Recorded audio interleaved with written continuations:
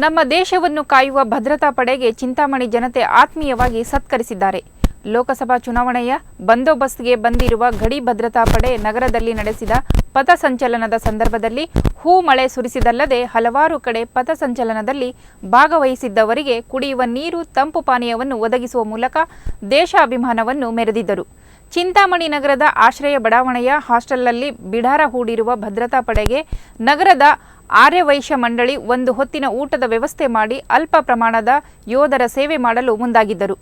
ಆದರೆ ಭದ್ರತಾ ಪಡೆಯ ಹಿರಿಯ ಅಧಿಕಾರಿಗಳು ಈ ಸೇವೆಯನ್ನು ನಿರಾಕರಿಸಿದಾಗ ಸ್ಥಳೀಯ ಹಿರಿಯ ಪೊಲೀಸ್ ಅಧಿಕಾರಿಗಳ ಸಹಾಯ ಪಡೆದ ಆರ್ಯವೈಶ್ಯ ಮಂಡಳಿಯು ಭದ್ರತಾ ಪಡೆಯ ಹಿರಿಯ ಅಧಿಕಾರಿಗಳಿಂದ ಸಿಹಿ ಊಟಕ್ಕೆ ಒಪ್ಪಿಗೆ ಪಡೆದು ಆರ್ಯವೈಶ್ಯ ಮಂಡಳಿಯ ಎಲ್ಲ ಭದ್ರತಾ ಪಡೆ ಯೋಧರಿಗೆ ಹೂಗುಚ್ಚು ನೀಡಿ ಸ್ವಾಗತಿಸಿ ಹೋಳಿಗೆ ಊಟ ಬಡಿಸುವ ಮೂಲಕ ನಮ್ಮ ಯೋಧರಿಗೆ ಗೌರವ ಸಮರ್ಪಣೆ ಮಾಡಿದರು.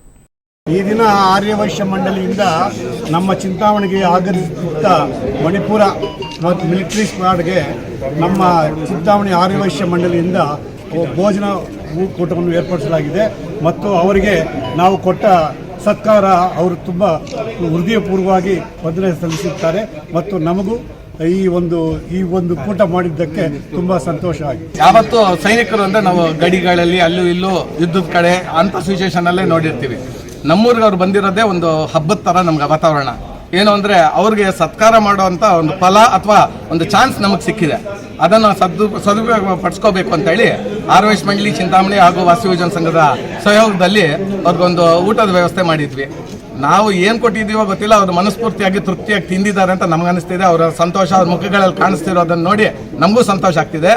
ಸೈನಿಕರಿಗೆ ಸೇವೆ ಮಾಡೋದು ಅಥವಾ ಅವ್ರಿಗೆ ಸರ್ವಿಸು ಇಲ್ಲ ಈ ರೀತಿ ಯಾವುದೋ ಒಂದು ಅವಕಾಶ ಸಿಕ್ಕಿರೋದೇ ನಮ್ಮ ದೈವ ಭಾಗ್ಯ ಅಂತ ಅನ್ಕೋಬೇಕು.